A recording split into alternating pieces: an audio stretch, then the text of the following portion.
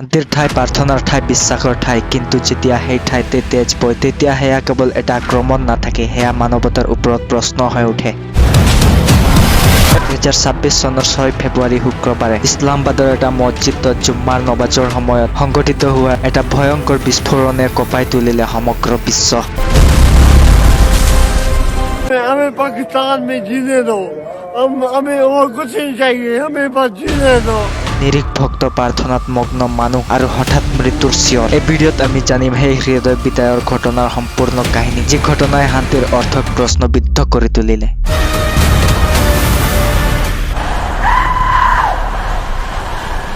পাকিস্তানৰ ৰাজধানী ইছলামাবাদত এটা ভয়ংকৰ ঘটনা ঘটিল। 6 ফেব্ৰুৱাৰী 2026 চনৰ শুক্ৰবাৰে দক্ষিণ পূব ইছলামাবাদৰ তবলাই কালান অঞ্চলত থকা খাদিজাতুল কবৰা মছজিদত জুম্মাৰ নমাজৰ সময়ত এটা আত্মঘাতী বোমা বিস্ফোৰণ ঘটে। এই বিস্ফোৰণত কমেও 31 জন লোকৰ মৃত্যু হয় আৰু 169 জনতকৈ অধিক লোক আহত হয়।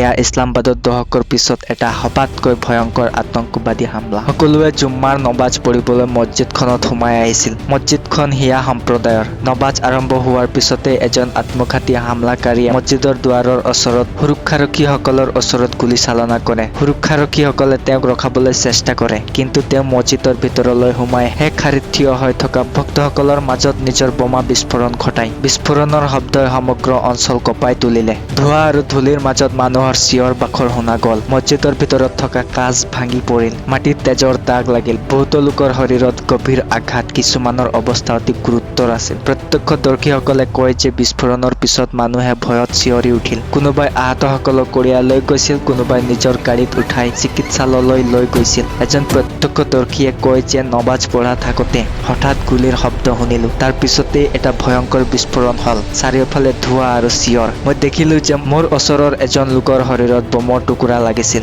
মই তেওঁক কঢ়িয়াই লৈ হুৱাই আহিলো। আন এজনে কয় যে তেওঁৰ পৰিয়ালৰ সদস্য এজনক হেৰুৱাই পেলাইছে। চিকিৎসাবোৰত জৰুৰীকালীন অৱস্থা ঘোষণা কৰা হ'ল। ডাক্তৰসকলে ৰাতি দিন নোহোৱাকৈ আহতসকলক চিকিৎসা দিবলৈ লাগিল। বহুতো লোকৰ অৱস্থা অতি নাজুক আছিল। কিছুমানৰ মৃত্যুৰ আশংকা আছিল। পাকিস্তানৰ প্ৰতিৰক্ষা মন্ত্ৰী খাজা আসিফে কয় যে এই আক্ৰমণকাৰীয়ে আফগানিস্তানলৈ যাতায়াত কৰিছিল। তেওঁ ভাৰত আৰু আফগানিস্তানক দোষ দিয়ে কয় যে ভাৰতে প্ৰক্সিৰ জৰিয়তে এনে আক্ৰমণ কৰাইছে। প্ৰধানমন্ত্ৰী শ্বেহবাজ শ্বৰীফে গভীৰ শোক প্ৰকাশ কৰি তদন্তৰ নিৰ্দেশ দিয়ে। ৰাষ্ট্ৰপতি আসিফ আলী জৰদাৰীয়ে কয় যে নিৰীহ নাগৰিকক লক্ষ্য কৰাটো মানৱতাৰ বিৰুদ্ধে অপৰাধ।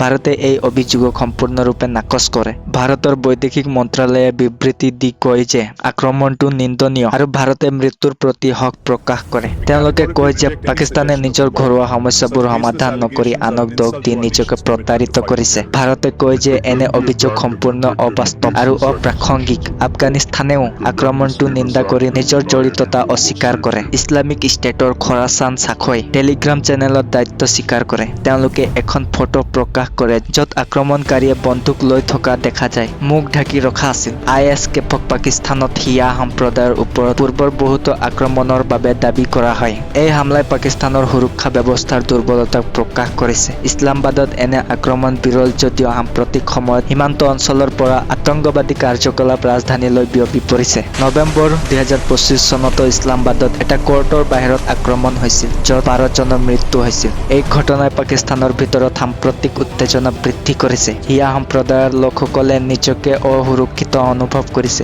আন্তৰ্জাতিক সম্প্ৰদায়ে আক্ৰমণটো নিন্দা কৰিছে। জাতিসংঘৰ মহাসচিৰে আক্ৰমণটোক নিন্দা কৰি কয় যে এনে কাৰ্য অতি নিন্দনীয়। তুৰ্কী, কেটাৰ আদি দেশসমূহেও নিন্দা কৰিছে। মছজিদৰ আশে-পাশে এতিয়াও পুলিচৰ কঠোৰ নিৰাপত্তা আছে। তদন্ত চলি আছে। পাকিস্তানৰ চৰকাৰে কয় যে দোষীসকলক শাস্তি দিয়া হ'ব। কিন্তু এই আক্ৰমণ প্ৰশ্ন উত্থাপন কৰিছে যে পাকিস্তানে আতংকবাদৰ বিৰুদ্ধে কিমান ফলপ্ৰসূভাৱে যুঁজিব পাৰিব। নিৰীহ লোকৰ প্ৰাৰ্থনাৰ সময়ত এনে আক্ৰমণ মানৱতাৰ বিৰুদ্ধে। মৃতসকলৰ পৰিয়ালৰ বাবে গভীৰ শোক। আহতসকলৰ শীঘ্ৰ আৰোগ্য কামনা কৰোঁ। এনে ঘটনাই আমাক শান্তি আৰু সহনশীলতাৰ পথত আগবাঢ়িবলৈ অনুপ্ৰাণিত কৰিব লাগে। ধন্যবাদ।